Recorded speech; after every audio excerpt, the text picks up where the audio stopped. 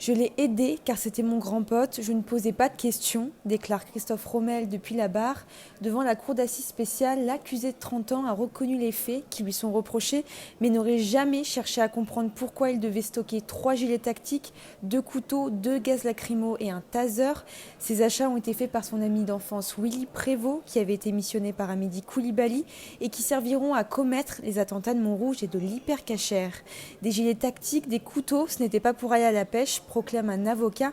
Christophe Rommel reconnaît qu'il n'a jamais été dans le doute ni dans la méfiance.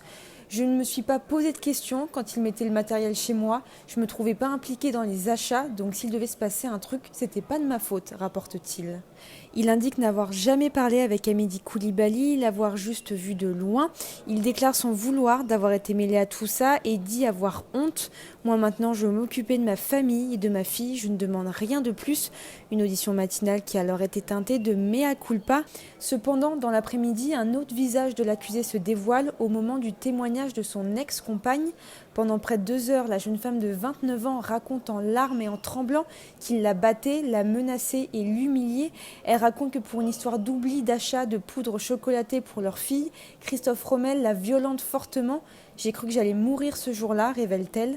Durant le témoignage, un triangle amoureux est dévoilé. La jeune femme a une aventure avec Willy Prévost, l'ami de Christophe Rommel, avant les attentats, car je la cite, « Il était là pour m'aider moralement et physiquement lorsque Rommel me frappait ».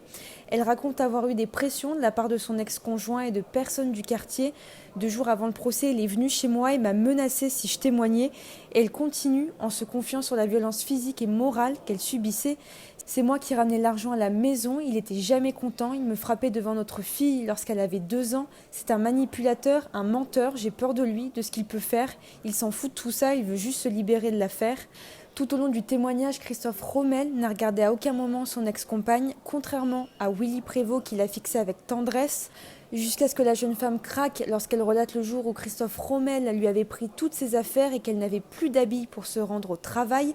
Dans un élan de colère, elle se tourne alors vers l'accusé en hurlant « T'as même pas honte de ce que tu es, tu m'as battu et tu m'as étranglé, tu vas l'accepter la rupture, espèce de salaud ». L'accusé se lève alors pour se diriger vers elle, mais il est rattrapé par la police et ses avocats. Après une suspension d'audience pour calmer les esprits, la jeune femme explique souhaiter déménager avec sa fille et refaire sa vie ailleurs dans la sérénité. Christophe Rommel encourt 10 ans de prison. Au tribunal judiciaire de Paris, Églantine Delalleux pour RCJ.